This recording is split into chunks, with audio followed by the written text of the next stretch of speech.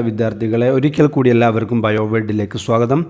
ഇന്ന് നമ്മൾ നമ്മുടെ സുവോളജി ലാബ് എക്സാം പ്രാക്ടിക്കൽ എക്സാമിലെ വൈവ ക്വസ്റ്റ്യൻസിനെ കുറിച്ചാണ് ഡിസ്കസ് ചെയ്യാൻ പോകുന്നത്.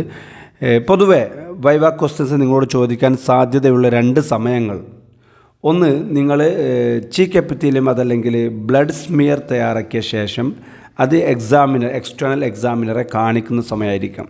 രണ്ടാമത്തെ ഒരു ചാൻസ് നിങ്ങൾ ഫുഡ് എക്സ്പെരിമെൻറ്റ്സ് ചെയ്ത ശേഷം ഗ്ലൂക്കോസിൻ്റെയോ പ്രോട്ടീനിൻ്റെയോ ആൽബുമിൻ്റെയോ ടെസ്റ്റുകൾ ചെയ്യുന്ന സമയത്ത് അതുമായി ബന്ധപ്പെട്ട ചോദ്യങ്ങളുമാണ് നിങ്ങളോട് അധികവും ചോദിക്കാൻ സാധ്യതയുള്ളത്. അപ്പോൾ അതുകൊണ്ട് തന്നെ അതിലേറ്റവും പ്രധാനപ്പെട്ട ഭാഗങ്ങൾ നമുക്കൊന്ന് പെട്ടെന്ന് തന്നെ ഡിസ്കസ് ചെയ്ത് പോകാം. ഓക്കെ, ഒന്നാമതായിട്ട് which stain is used in cheek epithelium. Cheek എപ്പിത്തീലിയത്തിൽ ഉപയോഗിക്കുന്ന സമയത്ത് നമ്മൾ ഉപയോഗിക്കുന്ന സ്റ്റെയിനിൻ്റെ പേര് ചോദിച്ചേക്കാം. അത് ചോദിച്ചു കഴിഞ്ഞാൽ അതിൻ്റെ ആൻസറാണ് മെഥിലിൻ ബ്ലൂ ആണ് നിങ്ങൾ ആൻസർ പറയേണ്ടത്. ഓക്കെ, അപ്പോൾ നിങ്ങൾ ചീക്ക് എപ്പിത്തീലിയം ചെയ്ത ശേഷം മൈക്രോസ്കോപ്പിലൊക്കെ വെച്ചിട്ട് എക്സാമിനർ വിളിച്ച് കാണിച്ചു നോക്കുന്ന സമയത്ത് നിങ്ങളോട് ചോദിക്കും ഏതാണ് സ്റ്റെയിൻ ഉപയോഗിച്ചത്. അപ്പോൾ നമ്മൾ മെഥിലിൻ ബ്ലൂ എന്ന ആൻസർ പറയണം. അതുപോലെ ചില ബാച്ചിൽ ചീക്ക് എപ്പിത്തീലിയന് പകരം ബ്ലഡ് സ്മിയർ ആയിരിക്കും തരുന്നത്. ബ്ലഡ് സ്മിയർ നിങ്ങൾ സബ്മിറ്റ് ചെയ്യുന്ന സമയത്ത് അതിലുപയോഗിച്ച സ്റ്റെയിനിൻ്റെ പേര് ചോദിക്കും. അപ്പോൾ നമ്മൾ പറയേണ്ട ആൻസറാണ് ലെയ്ഷ്മാൻ സ്റ്റെയിനാണ്. ചിലപ്പോൾ നിങ്ങൾ ബ്ലഡ് സ്മിയർ ചെയ്ത ശേഷം നിങ്ങളോട് ചീക്ക് എപ്പിത്തീലിയത്തിൻ്റെ സ്റ്റെയിൻ കൂടി ചോദിക്കാൻ സാധ്യതയുണ്ട്. അപ്പോൾ അതുകൊണ്ട് അത് രണ്ടും ഈ ചോദ്യങ്ങളെല്ലാം നമ്മൾ കൃത്യമായിട്ട് പഠിച്ചിരിക്കണം. ഓക്കെ, ഇനി മൂന്നാമതായി ചോദിക്കുന്നൊരു ക്വസ്റ്റ്യനാണ് സ്റ്റാർച്ചിൻ്റെ എക്സ്പെരിമെൻറ്റ് ചെയ്ത ശേഷം നമ്മൾ ഉപയോഗിച്ചിട്ടുള്ള സ്റ്റെയിൻ ഏതാണ് എന്ന് നമ്മൾ ചോദിക്കും. സ്റ്റെയിൻ അല്ല, റിയേജൻറ്റ്. സ്റ്റാർച്ചിൻ്റെ ടെസ്റ്റിൽ ഉപയോഗിക്കുന്ന റിയേജൻ്റാണ് അയഡിൻ സൊല്യൂഷൻ ഉപയോഗിച്ചിട്ടാണ് നമ്മൾ സ്റ്റാർച്ച് ഉണ്ടോ ഇല്ലേ എന്ന് നമ്മൾ പരീക്ഷിക്കുന്നത്. നമുക്കറിയാവുന്നതാണ് സ്റ്റാർച്ചിൻ്റെ ടെസ്റ്റ് നമുക്കറിയാം. അയഡിൻ സൊല്യൂഷൻ നമ്മുടെ ടെസ്റ്റ് സാമ്പിളിലോട്ട് ഒഴിച്ച് കഴിഞ്ഞാൽ നമുക്കറിയാം അതിൽ സ്റ്റാർച്ച് പ്രസൻ്റ് ആണോ ആബ്സെൻ്റ് ആണോ നമുക്കറിയാൻ പറ്റും. എങ്ങനെയാണ് അറിയുന്നത്? ആ സൊല്യൂഷൻ്റെ കളർ ബ്ലൂ കളറായി മാറും. അപ്പോൾ ചോദിക്കും how can we identify the presence of starch. നമ്മൾ റിസൾട്ട് കൊണ്ടുപോകുന്ന സമയം നമ്മുടെ കയ്യിൽ രണ്ട് ടെസ്റ്റ് ട്യൂബ് ഉണ്ടാവുമല്ലോ, ഒന്ന് എ സാമ്പിളായിരിക്കും, മറ്റൊന്ന് ബി ആയിരിക്കും. അപ്പോൾ ഏതോ ഒന്നിൽ നമ്മൾ എക്സ്പെരിമെൻറ്റ് ചെയ്ത ശേഷം എന്തുണ്ടാവും? ബ്ലൂ കളർ വന്നിട്ടുണ്ടാവും. അപ്പോൾ അതിൽ സ്റ്റാർച്ച് എന്താണ്? പ്രസൻ്റ് ആണ്. ബ്ലൂ കളർ വരാത്തത് എന്താണ്? സ്റ്റാർച്ച് ആബ്സെൻ്റ് ആണ്. അപ്പോൾ നിങ്ങളോട് ചോദിക്കും എങ്ങനെയാണ് സ്റ്റാർച്ച് ഉണ്ടെന്ന് മനസ്സിലായത്. അപ്പോൾ നിങ്ങൾ പറയണം ഇപ്പോൾ ഇവിടെ സാമ്പിൾ ബിയിലാണ് ബ്ലൂ കളർ വന്നത്. സോ ബ്ലൂ കളർ വന്നു കഴിഞ്ഞാൽ സ്റ്റാർച്ച് പ്രസൻ്റ് ആണ് നമുക്ക് പറയാൻ പറ്റും. ഓക്കെ, അപ്പോൾ ഇതുമായിട്ട് നമ്മൾ ചെയ്ത എക്സ്പെരിമെൻറ്റിൻ്റെ വിശദാംശങ്ങളൊക്കെ വൈവയായിട്ട് അവർ പരിഗണിക്കുകയും നിങ്ങളുടെ ആൻസേഴ്സ് ഉപയോഗിച്ച് അവർ നിങ്ങൾ മാർക്ക് തരുന്നതുമാണ്. ഓക്കെ, ഇനി അഞ്ചാമത്തെ ക്വസ്റ്റ്യനാണ് പ്രോട്ടീനിൻ്റെ ടെസ്റ്റിൽ നമ്മൾ ഉപയോഗിക്കുന്ന റിയേജൻറ്റ് അല്ലെങ്കിൽ കെമിക്കലിൻ്റെ പേര്. സൾഫോ സാലിസൈക്ലിക് ആസിഡാണ് നമ്മൾ ഉപയോഗിക്കുന്ന റിയേജൻറ്റ്. അപ്പോൾ നമ്മുടെ കയ്യിൽ വീണ്ടും രണ്ട് ടെസ്റ്റ് ട്യൂബ്സ് തരും. നമുക്കറിയാവുന്നതാണ് ടെസ്റ്റ് ട്യൂബ്. ഒന്ന് ഉദാഹരണമായിട്ട് എ ടെസ്റ്റ് ട്യൂബാണ്, ഇത് ബി ആണ്. കൂട്ടത്തിൽ ഞാൻ എക്സ്പെരിമെൻറ്റ് കൂടി പറയാം. ഓക്കെ, അപ്പോൾ നമ്മൾ ഇതിലേക്ക് എന്ത് ആഡ് ചെയ്യും?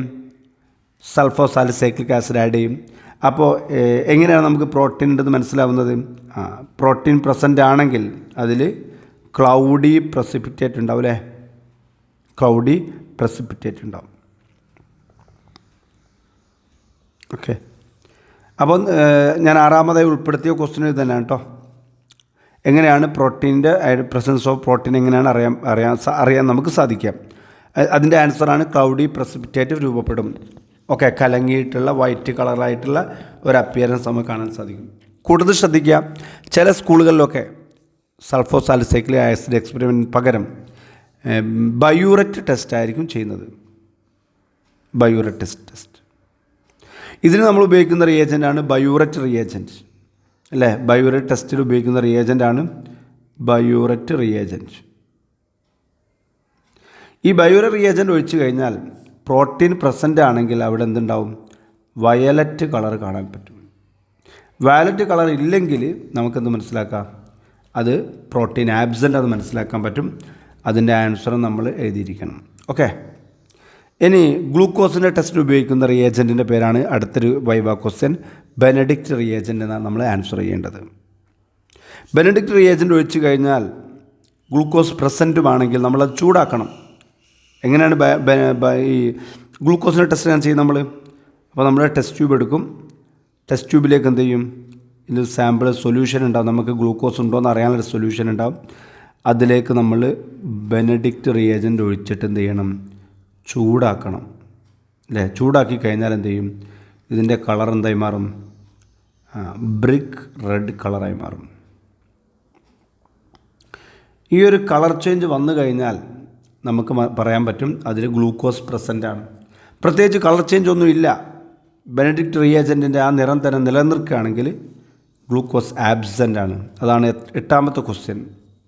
Okay, how can we identify the presence of glucose, brick red colour form ചെയ്യും. ഓക്കെ, ഇനി നേരത്തെ പറഞ്ഞ ബയൂററ്റ് ടെസ്റ്റിൽ എങ്ങനെയാണ് പ്രോട്ടീൻ്റെ റിസൾട്ട് അറിയാൻ സാധിക്കുക എന്ന് ചോദിക്കും. നിങ്ങളെ സ്കൂളിൽ ബയൂററ്റ് ടെസ്റ്റാണ് ചെയ്തെങ്കിൽ മാത്രമേ നിങ്ങളോട് അതുമായിട്ട് ബന്ധപ്പെട്ട വൈവ ചോദിക്കാൻ സാധ്യതയുള്ളൂ.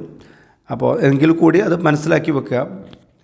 The solution turns into violet colour if protein present. Okay, ഇത്രയാണ് പ്രധാനമായിട്ടും നിങ്ങളോട് ചോദിക്കാൻ സാധ്യതയുള്ള ക്വസ്റ്റ്യൻസ്. പിന്നെ വേറൊരു ക്വസ്റ്റ്യൻ ചോദിക്കാൻ സാധ്യതയുള്ളത്, നമുക്കറിയാം ഡയബറ്റിക് പേഷ്യൻറ്റിൻ്റെ യൂറിൻ സാമ്പിൾ ആണോയെന്ന് അറിയാൻ വേണ്ടി നമ്മൾ ഗ്ലൂക്കോസിൻ്റെ ടെസ്റ്റാണ് നടത്തുക അല്ലേ. അപ്പോൾ ആ ക്വസ്റ്റ്യൻ വന്നാൽ നിങ്ങളോട് ചോദിക്കും എന്തുകൊണ്ടാണ് നമ്മളിവിടെ ഗ്ലൂക്കോസിൻ്റെ ടെസ്റ്റ് നടത്തുന്നത് ചോദിക്കും. അതിൻ്റെ ആൻസർ എന്താണ്, ഡയബറ്റിക് പേഷ്യൻ്റ് ആണെങ്കിൽ അവരുടെ യൂറിനിൽ എന്തുണ്ടാവും, ഗ്ലൂക്കോസ് ഉണ്ടാവാൻ സാധ്യതയുണ്ട്. അതുകൊണ്ടാണ് ഗ്ലൂക്കോസ് നമ്മൾ യൂറിൻ്റെ ടെസ്റ്റ് ചെയ്യുന്നത്. ഈ ഡയബറ്റിസ് എന്നാൽ പ്രമേഹ അസുഖമാണ്. പ്രമേഹ അസുഖമുള്ള ആൾക്കാരുടെ ബോഡിയിൽ പ്രത്യേകം എന്താ, അവരുടെ ബോഡിയിൽ ഗ്ലൂക്കോസിൻ്റെ അളവ് സാധാരണയിലും കൂടുതലായിരിക്കും. അപ്പോൾ അധികമുള്ള ഗ്ലൂക്കോസ് എന്ത് ചെയ്യും, യൂറിൻ വഴി പുറത്തു പോകും. അതാണ് നമ്മൾ ഈ ഒരു ടെസ്റ്റിലൂടെ പരിശോധിക്കുന്നത്. ഇങ്ങനെ മൂത്രത്തിൽ ഗ്ലൂക്കോസിൻ്റെ സാന്നിധ്യം ഉണ്ടാവുന്ന അവസ്ഥയെ വിളിക്കുന്ന പേരാണ് ഗ്ലൈക്കോസ് യൂറിയ എന്ന് വിളിക്കുക. അതുപോലെ ചോദിക്കാം, ആൽബുമിൻ്റെ ടെസ്റ്റ് ചെയ്യുന്ന സമയത്ത് എന്തിനാണ് പ്രോട്ടീൻ്റെ ടെസ്റ്റ് ചെയ്യുന്നത്? ഇല്ല, നമുക്കറിയാലോ ഫുഡ് സാമ്പിളിൽ ആൽബുമിൻ്റെ ടെസ്റ്റ് ചെയ്യാൻ പറയാനുണ്ട്. ആൽബുമിൻ എന്ന് പറഞ്ഞാൽ എന്താ, അതൊരു പ്രോട്ടീൻ തന്നെയാണ്, എഗ്ഗിലൊക്കെ കാണപ്പെടുന്നത്. അപ്പോൾ നമ്മൾ എന്ത് ചെയ്താൽ മതി, പ്രോട്ടീൻ ടെസ്റ്റ് തന്നെ ചെയ്താൽ മതിയാവും. ഓക്കെ, ഇത്രയൊക്കെ വൈവ ക്വസ്റ്റ്യൻസായി നിങ്ങൾ പ്രതീക്ഷിക്കേണ്ടതുള്ളൂ. ഒരിക്കലും വൈവ നിങ്ങളെ ബുദ്ധിമുട്ടാക്കുകയില്ല. ഈ ചോദ്യങ്ങളൊക്കെ, ഈ 9 ചോദ്യങ്ങൾ നിങ്ങൾ പ്രാക്ടീസ് ചെയ്ത് കഴിഞ്ഞാൽ തീർച്ചയായിട്ടും നിങ്ങൾക്ക് വൈവയിൽ വളരെ ഭംഗിയായിട്ട് അറ്റൻഡ് ചെയ്യാൻ പറ്റും. നിങ്ങളോട് ടീച്ചേഴ്സ് എല്ലാം നിങ്ങളെ സപ്പോർട്ട് ചെയ്യാൻ വേണ്ടി മാത്രമായിട്ടുള്ളതാണ്. അതുകൊണ്ട് ആരും തന്നെ ഈ വിഷയത്തിലൊന്നും പേടിക്കേണ്ടതില്ല. ധൈര്യമായിട്ട് എക്സാമിനെ ഫേസ് ചെയ്യാം. എല്ലാവരും മികച്ച സ്കോറുകൾ നേടുക. എല്ലാവർക്കും വിജയാശംസകളോടെ അടുത്തൊരു വീഡിയോയുമായി എത്തുന്നത് വരെ ബായ്.